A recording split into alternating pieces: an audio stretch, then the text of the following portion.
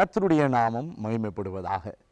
மனமகிழ்ச்சியின் நேரம் நேயர்கள் ஒவ்வொருவருக்கும் இயேசு கிறிஸ்துவின் நாமத்தில் அன்பான வாழ்த்துக்களை தெரிவிக்கிறேன். நீங்கள் ஒவ்வொருவரும் சுகமாக இருப்பீர்கள் என்று விசுவாசிக்கிறேன். கர்த்தர் உங்களோடு கூட இருந்தால் எல்லாவற்றையும் அவர் பொறுப்பெடுத்துக் கொள்வார். இந்த நாளிலும் வேத தியானத்திற்கென்று செப்பனியா தீர்க்கதரிசியின் புத்தகம் 3ஆம் அதிகாரம் 15ஆம் வசனத்தை உங்களுக்கு முன்பாக நான் வைக்க விரும்புகிறேன். கர்த்தர் உன் ஆக்கினைகளை அகற்றி உன் சத்துருக்களை விலக்கினார். இஸ்ரவேலின் ராஜாவாகிய கர்த்தர் உன் நடுவில் இருக்கிறார். இனி தீங்கை காணாதிருப்பாய். வசனம் சொல்லுகிறது, இனி தீங்கை காணாதிருப்பாய். அன்பான தேவனுடைய பிள்ளையே, இந்த வார்த்தையை கேட்டுக்கொண்டிருக்கிற ஒவ்வொருவருக்கும் நான் சொல்ல விரும்புவது, தேவன் உங்கள் வாழ்வில் இருக்கிற தீங்கு ஒவ்வொன்றையும் அறுத்தெறிந்து வேரோடே பிடுங்கி அதை தூக்கி எறிந்து இனி தீங்கை காணாதபடிக்கு நன்மையினால் சுகத்தினால் உங்களை நிரப்ப விரும்புகிறார். ஆமென். பல நேரத்தில் நம்முடைய வாழ்விலே நாம் எடுத்த தவறான தீர்மானங்களை நிமித்தமாய், நம்முடைய தப்பிதங்களின் நிமித்தமாய், நம்முடைய குறைபாடுகளின் நிமித்தமாய் நாம் எடுக்காத பல முக்கியமான தீர்மானங்களினால் தீங்கு நமக்கு நேரிட்டிருக்கலாம். ஒரு சில நேரத்தில் மனிதர்கள் நமக்கு விரோதமாக தீங்கு எண்ணி நமக்கு தீங்கு விளைவித்திருக்கலாம். எப்படி ஆனாலும் சரி, கர்த்தருடைய வார்த்தை சொல்லுகிறது, இனி தீங்கை காண மாட்டாய். இஸ்ரவேல் ஜனம், தேவனுடைய ஜனம் பாதிக்கப்பட்டு பலருடைய சிறையிருப்புக்குள் அவர்கள் கடந்து சென்று மீட்படையும் போது கர்த்தர் இந்த வார்த்தையை சொல்லுகிறார், இனி தீங்கை காண மாட்டாய். அதை தான் முந்தின வசனங்களில் நீங்கள் பார்க்க முடியும். 13ஆம் வசனம் சொல்லுகிறது, இஸ்ரவேலில் மீதியானவர்கள் அநியாயம் செய்வதில்லை. யார் மீதியானவர்கள்? எந்த போராட்டம் வந்தாலும், எந்த பிரச்சனை வந்தாலும், எப்பேற்பட்ட அசௌகரியங்கள் வந்தாலும், நன்மையானாலும் தீமையானாலும் சுகமானாலும் வியாதியானாலும், ஆமென், எல்லா சூழ்நிலையிலும் கர்த்தரை பற்றி கொண்டிருக்கிறவர்கள் தான் மீதியானவர்கள். இஸ்ரவேல் தேவனால் தெரிந்து கொள்ளப்பட்டவர்கள்.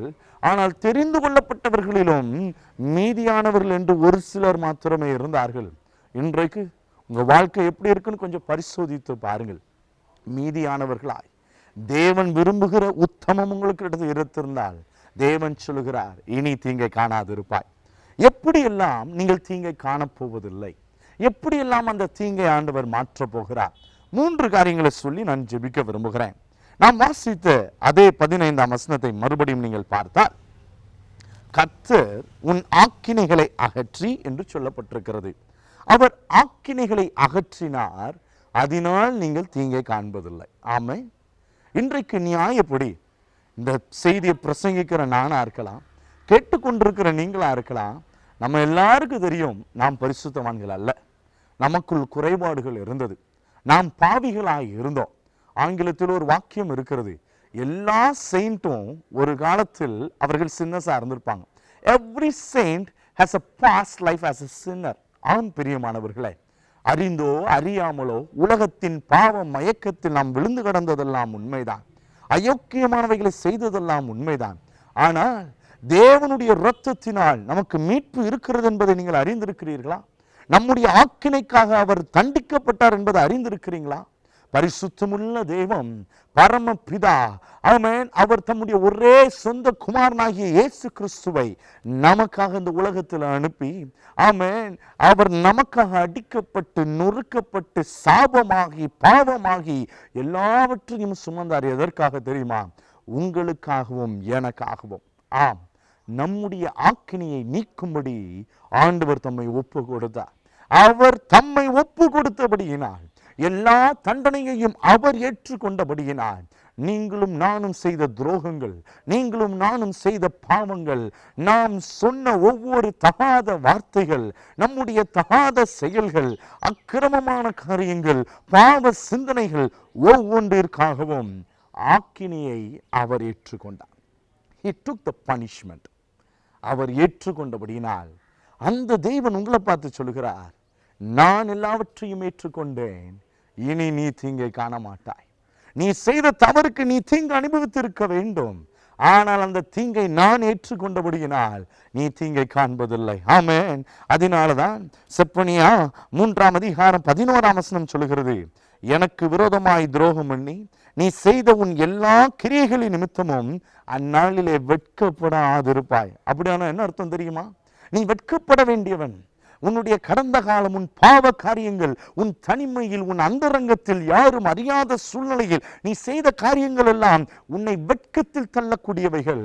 ஆனாலும் நீ வெட்கப்பட மாட்டாய். ஏனென்றால் அவைகளை எல்லாம் இயேசு தம்முடைய இரத்தத்தினால கழுவி பஞ்ச போல வெண்மையாய் மாற்றிவிட்டார். ஆமென். கர்த்தர் உங்களை வெளுப்பாய் மாற்றிவிட்டார். ஈசோப்பினால் கழுவி சுத்திகரித்து விட்டார். உங்களை பரிசுத்தமாக்கி விட்டார். உங்களுக்குள் மாசும் கரையும் இல்லாதபடிக்கு அவருடைய இரத்தம் சகல பாவங்களையும் நீக்கி நம்மை சுத்திகரிக்க வல்லமை உள்ளது என்பதை அறிந்திருக்கிறீர்கள். இதுவரைக்கும் ரட்சிக்கப்படலனா, இதுவரைக்கும் மீட்பு அடையலனா, இன்றைக்கு அர்ப்பணித்து பாருங்க. உங்க வாழ்க்கையில் இருக்கிற எல்லா தீங்கும் விலகி ஓடுவதை பார்ப்பீங்க. ஆமா, உங்க வீட்டில் கொசு தொல்லை அதிகமா இருந்தா ஆல் அவுட் போடுருவீங்க. அதை போட்டு நீங்க ஆன் பண்ணீங்கன்னா ஒவ்வொரு கொசுவா ஒரு மயக்க நிலையில போய் பறந்து ஓடிடும் பாருங்க. அப்படிப்பட்ட நிலையில் இயேசுவின் இரத்தத்தினால் நீங்கள் கழுவப்பட, அந்த இரத்தத்தினால் நீங்கள் தோய்க்கப்பட, நீங்கள் சுத்திகரிக்கப்பட, எல்லா தீங்கும் கொசுக்களை போல உங்களை விட்டு விலகி ஓடும். கர்த்தருடைய பாதுகாப்பின் அரவணைப்பு உங்களோடு கூட இருக்கும். ஹல்லேலூயா, ஹல்லேலூயா. அந்த கர்த்தர் உங்களை வல்லமையாய் நடத்துவார். ஒரு வசனத்தை உங்களுக்கு முன்பாக நான் வாசிக்க விரும்புகிறேன். ஏசாயா 35ஆம் அதிகாரம் 10ஆம் வசனம் இப்படி சொல்லுகிறது: கர்த்தரால் மீட்கப்பட்டவர்கள் திரும்பி ஆனந்த களிப்புடன் பாடி சீயோனுக்கு வருவார்கள். நித்திய மகிழ்ச்சி அவர்கள் தலையின் மேல இருக்கும். சந்தோஷமும் மகிழ்ச்சியும் அடைவார்கள். சஞ்சலமும் தவிப்பும் ஓடி போகும். இன்றைக்கு ஐயா, தீராத வேதனைகள், தீராத போராட்டங்கள், முன்னே ஒரு காலத்தில் நான் செய்த தவறு இன்னைக்கு என்னை பின்தொடர்ந்துட்டு இருக்குது. நான் என் வாழ்க்கையில ஒரு தவறு செஞ்சுட்டேன். அதன் பிரச்சனையை இன்னைக்கு வரைக்கும் அனுபவிச்சுக்கிட்டு இருக்கிறேன். இன்னைக்கு வரைக்கும் அதன் கோரங்கள் என்னை பாதித்து கொண்டு இருக்கிறது. மீட்கப்பட வழி இல்லை. எங்கு ஓடினாலும் அது என்னை பிழைக்க விட்டாது இருக்கிறது. என்னை கொன்று விடுமோ என்கிற அச்சம் இருக்கிறது. நிம்மதியா தூங்கி பல நாள் ஆச்சையா, சாப்பிட்டு பல வாரங்கள் ஆகுதையா, நிம்மதி என்பதே என் அகராதியில் இல்லாமல் போய்விட்டது என்று நீங்க சொல்லலாம். உங்களை பார்த்து தான் சொல்றேன். கர்த்தர் உங்கள் ஆக்கினைகள் எல்லாம் அகற்றி தீங்க உங்களை விட்டு நீக்குவார். இன்றைக்கு அர்ப்பணிங்க. இன்னைக்கு ஜெபம் பண்ணுங்க. ஏசப்பா நோக்கி கூப்பிடுங்க. அந்த பாவ வழிகளை விட்டுட்டு உங்களை அர்ப்பணிச்சிட்டீங்கன்னா எத்தகைய பாவியா இருந்தாலும் உங்களை பரிசுத்தப்படுத்த என் இயேசு போதுமானவர். ஆமென். இரண்டாவது காரியத்தை சொல்லுகிறேன். அதே அதிகாரம் செப்பனியா 3ஆம் அதிகாரம் 15ஆம் வசனத்தின் 2ஆம் பகுதி சொல்லுகிறது: உன் சத்துருக்களை விலக்கினார். அந்த வசனத்தை பாருங்க. உன் சத்துருக்களை விலக்கினார். தீங்கு செய்யறதுக்குன்னு சில சத்துரு இருப்பாங்கல்ல. உங்களை பார்த்தாலே பல்ல கடிக்கிற சில சத்துரு இருப்பாங்கல்ல. உங்க முன்னேற்றத்தை தடுக்கணும்னே சிலர் தீவிரித்து சுத்துவாங்கல்ல. உங்க பேரை சொன்னாலே சிலருக்கு கோபம் வரும். பார்த்துருக்கீங்களா? ஏனோ தெரியல, ஏதோ ஒரு பகையினால, ஏதோ ஒரு முன்விரோதத்தினால, ஏதோ ஒரு ப்ரிஜுடைஸ்னால, ஏதோ ஒரு காரணத்தினால அவங்க சிந்தையில நீங்க ஆகாதவர்கள், தகாதவர்கள், சில நேரத்தில் தீண்டத்தகாதவர்கள் போல உங்களை சிலர் நடத்தலாம்.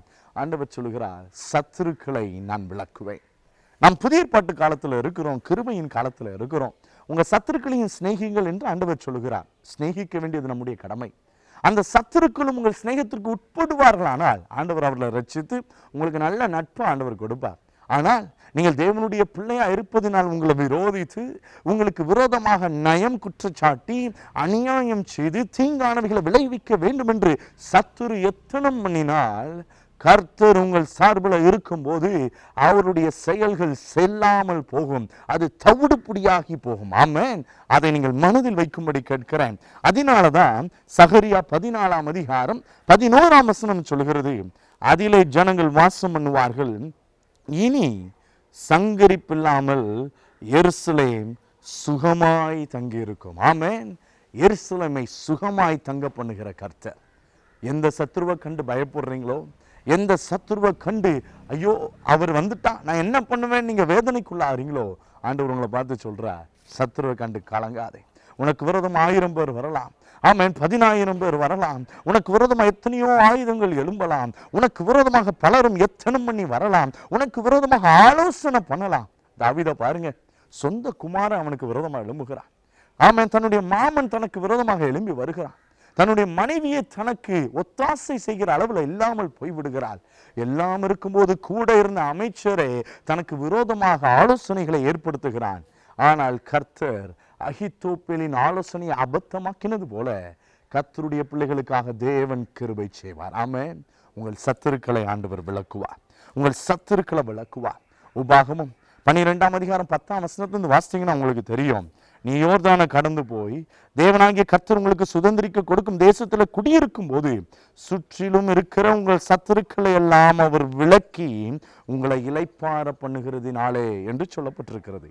அவர் சத்துருக்களை விளக்கினார், ஒரு சமாதானம் உண்டு. உங்களோடு வாய்ப்போர் செய்கிறவர்கள், வார்த்தை போர் செய்கிறவர்கள், மல்லு கட்டுகிறவர்கள், ஒருவேளை உங்க சொத்துக்களை பிரித்து அபகரிக்கணும்னு நினைக்கிறவங்களா இருக்கலாம். ஐயா, எனக்கு ஒத்தாசை செய்ய யாரும் இல்லை, உதவி கோரி எங்கெல்லாமோ அலைஞ்சிட்டேன், அரசாங்கம் உதவி செய்ய முடியல, அதிகாரிகள் உதவி செய்ய முடியல, நண்பர்கள் உதவி செய்ய முடியல, குடும்பம் உதவி செய்ய முடியல, தனிக்கட்டியாய் நிற்கிறேன் என்று சொல்லலாம். ஆண்டவர் உங்களை பார்த்து சொல்றார், ஒரு மனமகிழ்ச்சியை தருகிறேன், உன் சத்துருக்களை விளக்க போகிறேன், ஒரு இளைப்பாறுதலை தரப்போகிறேன். ஆமென். தீங்கு இல்லாத ஒரு இளைப்பாறுதல், சத்துருக்கள் இல்லாத இளைப்பாறுதல், உன் சத்துருக்களுக்கு முன்பாக ஆமென் ஒரு பந்தியை ஆயத்தப்படுத்தி உங்க தலையை எண்ணெயினால் அபிஷேகம் பண்ணுகிற ஒரு கர்த்தரை பிரசங்கித்துக் கொண்டிருக்கிறேன். இனி இளைப்பாறுவீர்கள், இனி சுகமாய் இருப்பீர்கள், இனி தீங்கை காணாதிருப்பீர்கள். கடைசியாக இந்த வார்த்தையை சொல்லி முடிக்க விரும்புகிறேன். அந்த செப்பனியா 3ஆம் அதிகாரம் 15ஆம் வசனத்தின் மைய பகுதி சொல்லுகிறது, இஸ்ரவேலின் ராஜாவாகிய கர்த்தர் உன் நடுவில் இருக்கிறார். ஏன் தீங்க காண மாட்டோம்? தேவன் உங்க நடுவில் இருந்தா தீங்க காண மாட்டோம். அந்த வசனம் இன்னும் அழகா சொல்லுது, தேவனாக மாத்திரமல்ல அவர் ராஜாவாக உங்க நடுவில் இருக்கணும். ஆம், தேவன் நமக்கு ராஜாவா வேற யாரையும் வைக்க விரும்பல, அவரே ராஜாவா இருக்க விரும்புகிறார். சவுலுக்கு முன்பாக தேவனே இஸ்ரவேலுக்கு ராஜாவாக இருந்து வழி நடத்தினார். ஆனால் தேவ பிள்ளைகள் தேவனை தவிர எங்களுக்கு இன்னொருத்தர் ராஜா வேணும், மற்றவங்களை போல எங்களுக்கு ஒரு ராஜா வேணும்னு சொல்லி சவுலை விரும்பி கேட்டதுனால ஆண்டவர் சவுலை ஏற்படுத்தினார். ஆனால் இன்றைக்கு தேவன் எப்படி விரும்புகிறார் தெரியுமா? அவர் உங்கள் தலைவராக இருக்க விரும்புகிறார், அவர் உங்கள் நடுவில் இருக்க விரும்புகிறார். அதில் ஒரு பெரிய சவால் என்னன்னா, அவர் இருக்கிற இடம் பரிசுத்தமாக இருக்கணும், அவர் இருக்கிற இடம் கட்டுக்காப்பாக இருக்கணும், அவர் இருக்கிற இடம் சுத்தம் உள்ளதாக இருக்கணும், அவர் இருக்கிற இடம் அன்புள்ளதாக இருக்கணும், அவர் இருக்கிற இடம் எந்த மாயஜாலமும் இல்லாததா இருக்கணும், அவர் இருக்கிற இடத்துல ஒழுங்கு இருக்கணும், அவர் இருக்கிற இடத்துல சத்தியங்கள் இருக்கணும், அவர் இருக்கிற இடத்துல தேவனுடைய கிருபை செயல்படணும். அவர் உங்க நடுவில் இருந்தா, அவர் உங்க ராஜாவா இருந்தா, if he is in the driver seat, அவர் உங்களை வழி நடத்துகிறவரா இருந்தா, அவர் மேய்ப்பரா இருந்தா, நீங்க தீங்க காண மாட்டீங்க. ஜெபிக்கலாமா? அன்பின் தேவனே, அருமையான பிள்ளைகளுக்காக நாங்கள் ஜெபிக்கிறோம். தீங்கை கண்டு கண்டு சோர்ந்து போன உடைய பிள்ளைகளுக்கு இனி தீங்கை காண மாட்டா என்கிற வார்த்தை கொடுக்கிறபடி நான் ஸ்தோத்திரம் ஆண்டவரே. அவருடைய அக்கிரமங்கள் எல்லாம் அகற்றி அவருடைய சத்துருக்களை விலக்கி இஸ்ரவேலின் ராஜாவாகிய கர்த்தர் அவர்கள் நடுவில் நீர் இருந்து அப்பா இனி தீங்கை காணாதபடிக்கு நல்ல சௌகரியத்தை கொடுக்க வேண்டும் என்று ஜெபிக்கிறோம். தீங்கை கண்டு சோர்ந்து போன பிள்ளைகளை தட்டி எழுப்புங்க. அக்கிரமத்தினால் மாண்டு போன பிள்ளைகளை ரட்சித்து மீட்டு கொள்ளுங்க அப்பா. ஆமென். சத்துருக்களினால், நய வஞ்சகத்தினால், ஆமென், காற்புணர்ச்சியினால் அடிக்கப்பட்டு தொய்யப்பட்டு சிதைந்து போன நம்முடைய பிள்ளைகளை மறுபடியும் உயிர்ப்பித்து பலப்படுத்துவீராக. நீர் ராஜாவா இருந்து நீர் முன் சென்று சமூகம் முன் சென்று நீர் காரியங்களை வாய்க்க பண்ணி தடைகளை நீக்கி போடுங்க. பெரிய காரியங்களை செய்யுங்க. ஆசீர்வாதங்களை அள்ளி கொடுங்க. உடைய பிள்ளைகள் சந்தோஷமா இருக்கட்டும், சுகித்து இருக்கட்டும், மனமகிழ்ச்சி உடைய பிள்ளைகளுக்கு இருக்கட்டும். இயேசுவின் நாமத்தில் பிதாவே, ஆமென், ஆமென், ஆமென். Praise the Lord.